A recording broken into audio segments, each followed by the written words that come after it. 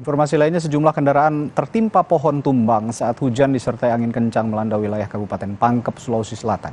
Tidak ada korban jiwa dalam peristiwa ini, namun sejumlah kendaraan rusak parah.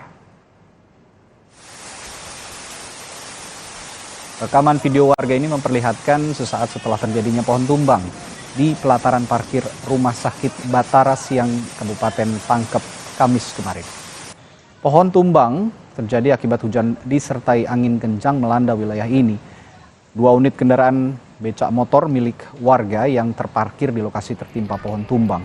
Puluhan petugas dari BPBD Kabupaten Pangkep pun dikerahkan ke lokasi untuk memindahkan pohon tumbang ke tempat yang lebih aman.